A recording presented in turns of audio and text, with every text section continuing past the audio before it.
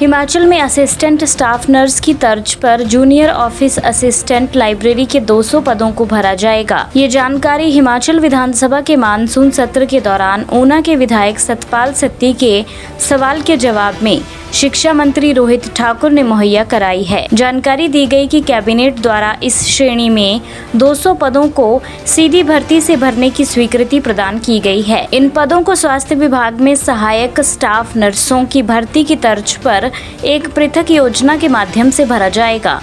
वर्तमान में इसके लिए नीति तैयार की जा रही है, जिसके पश्चात उक्त पदों को भर दिया जाएगा। बता दें कि हिमाचल प्रदेश के विभिन्न स्वास्थ्य संस्थानों में बेहतर स्वास्थ्य सेवाएं प्रदान करने के लिए सरकार द्वारा चिकित्सा शिक्षा एवं अनुसंधान विभाग अधिसूचित पॉलिसी 6 नवंबर 2025 के अंतर्गत असिस्टेंट स्टाफ नर्स की सेवाओं को लिया जा रहा है। उनकी सेवा अवधि 5 वर्ष के लिए है। इस नीति के तहत तैनात सहायक स्टाफ नर्सों की सेवाओं को नियमित करने का प्रावधान नहीं है।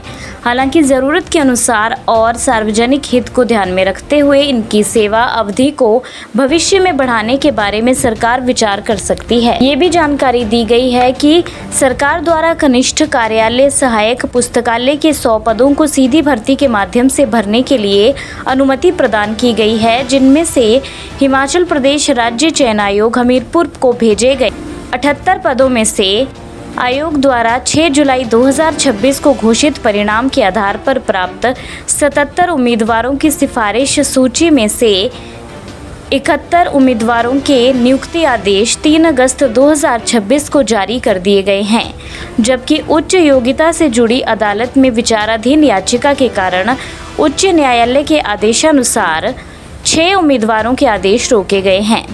इसके अतिरिक्त भूतपूर्व सैनिक कोटे के 14 पद भर दिए गए हैं तथा शेष 1 पद पर प्रायोजित उम्मीदवार की सूचना मिलते ही कार्रवाई की जाएगी। खेल कोटे के सभी 3 पद भर दिए गए हैं और दिव्यांग कोटे के 4 पदों को चिन्हित करने की प्रक्रिया सरकार के समक्ष विचाराधीन है, जिसके पूर्ण होते ही उन्हें भी भर दिया जाएगा। जानकारी दी गई कि पदों को भरना एक सतत प्रक्रिया है। पदों की रिक्ति, प्रशासनिक आवश्यकताओं तथा बजटीय स्वीकृति के आधार पर 50% बैच वाइज पदों को भरने के संबंध में भविष्य में नियमानुसार विचार किया जाएगा। हिमाचल से जुड़ी हर बड़ी अपडेट के लिए बने रहिए EWN24 news choice of Himachal के साथ।